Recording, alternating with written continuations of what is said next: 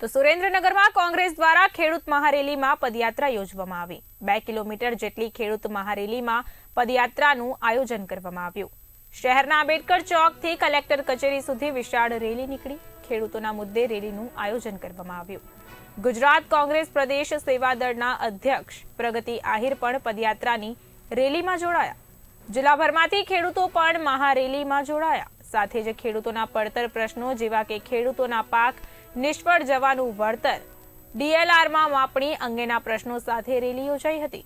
Collector કચેરી ખાતે સૂત્રોચ્ચાર સાથે રામધૂન કરી વિરોધ પ્રદર્શન કરવામાં આવ્યું। ચોમાસામાં વધારે વરસાદના કારણે જે પાકમાં નુકસાની થયું છે એ બાબતમાં જે ઓગસ્ટ અને સપ્ટેમ્બર માસમાં જે અતિવૃષ્ટિના કારણે નુકસાન થયું છે એનું વળતર ઓલરેડી ખેડૂતોને ચૂકવવામાં આવ્યું છે અને જે પાછળથી ઓક્ટોબર માસમાં જે વધારે વરસાદ પ્રમાણના કારણે નુકસાન થયું છે એની સર્વે કરીને એનો રિપોર્ટ રાજ્ય સરકારને મોકલવામાં આવ્યો છે અને ત્યાંથી મંજૂરી આવેથી આ લોકોને વળતર આપવામાં આવશે। જે તે સમયે જ્યારે સર્વે કરવામાં આવ્યો એમાં કેટલીક ક્ષતિઓના કારણે આજે કેટલાક ખેડૂતોને સર્વે નંબરમાં ક્ષેત્રફળમાં તફાવત આવે છે। એના કારણે એ લોકો ડીએલઆરમાં અરજી કરતા હોય છે। ડીએલઆર દ્વારા અનુક્રમે એ લોકોની ફરીથી માપણી કરીને એનો સુધારો કરવામાં આવતો હોય છે, જેમાં આ પ્રક્રિયા ઘણી લેન્ધી છે, ટેકનિકલ છે, એટલે એમાં ઘણીવાર વિલંબ થતો હોય છે। પણ એમાં જે આક્ષેપો કરે છે એ બાબતે તથ્ય જણાતું નથી, છતાં પણ અમારા લેવલથી એક તપાસ કરવામાં આવશે। ભારતીય જનતા પાર્ટીની સરકારમાં ખેડૂતો અને ગરીબ લોકો સામે વારંવાર વિશ્વાસઘાત કરવામાં આવે છે, એની પીઠમાં છોરો ભૂકવામાં આવે છે।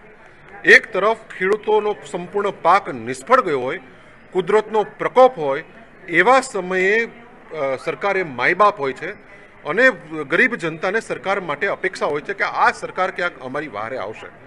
ત્યારે ગત ચોમાસાની અંદર સુરેન્દ્રનગર જિલ્લામાં અતિ ભારે વરસાદ થયેલો અને એના કારણે લગભગ તમામ ખેડૂતોના પાક નિષ્ફળ ગયેલા। ત્યારે પણ અમે ખેડૂત રેલી આયોજિત કરેલી, કલેક્ટર કચેરીને અમે આવેદનપત્ર આપેલું અને ત્યારે સરકારે એમ જાહેરાત કરેલી કે અમે બધાને અમે વળતર ચૂકવીશું। પરંતુ આજે 6-8 મહિના પસાર થઈ ગયા, હજી સુધી ખેડૂતો રાહ જોઈ રહ્યા છે, એમને એક પણ રૂપિયો મળ્યો નથી। 80% ખેડૂતોને વળતર ચૂકવવાનું બાકી છે। એના માટે આજે હજારોની સંખ્યામાં કલેક્ટર કચેરી આવીને અમે આવેદનપત્ર આપ્યું છે। સુરેન્દ્રનગર જિલ્લામાં ખેડૂતોના પ્રશ્નો એટલા બધા છે કે આજે સુરેન્દ્રનગર જિલ્લા કોંગ્રેસના પ્રમુખ શ્રી નૌશાદભાઈએ એમનો અધ્યક્ષતામાં આજે ખેડૂતોની રેલી લઈને નીકળવું પડે છે। હું તો એવું માનતી હતી કે 2022માં ખેડૂતોને ત્યાં લીલા લહેર થઈ ગયા હશે અને ખેડૂતોએ એમના કોઈ પ્રશ્નો ઉઠાવવા માટે સરકારની સામે કોઈ આંદોલન નહીં કરવું પડતું હોય। આપણે સૌએ જોયું કે અહીંયા પણ જ્યારે કલેક્ટર કચેરીમાં આવ્યા ત્યારે અમને 15થી 20 મિનિટ સુધી બહાર બેસાડી રાખ્યા। અમને સાંભળવા માટે પણ કલેક્ટર પાસે સમય નથી। એવા સમયમાં જ્યારે અધિકારી રાજ આવી ગયું હોય ત્યારે આપણે આ સરકાર પાસેથી અપેક્ષા પણ શું રાખી શકીએ?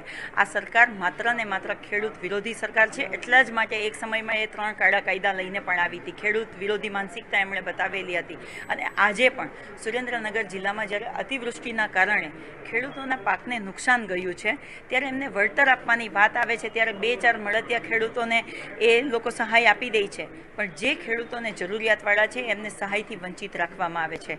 ખેડૂતોને અતિવૃષ્ટિની સહાયના પ્રશ્નો, જમીન માપણીના પ્રશ્નો, લેન્ડ ગ્રેબિંગના કાયદાના આધારે નાના ખેડૂતોને હેરાનગતિ કરવાના પ્રશ્નો, આવા અનેક પ્રશ્નોની રજૂઆતો છેલ્લા ઘણા સમયથી મળી રહી હતી।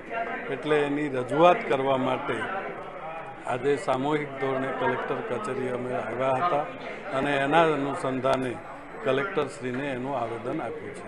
ડીએલઆરના જે પ્રશ્નો છે જમીન માપણીના, એમાં ઈચ્છા પડે એ પ્રમાણે ડીએલઆર કચેરી વર્તી રહી છે। માપણી માટે પણ ઈચ્છા પડે એ પ્રમાણેના નકશાઓ ફિટ કરી રહી છે।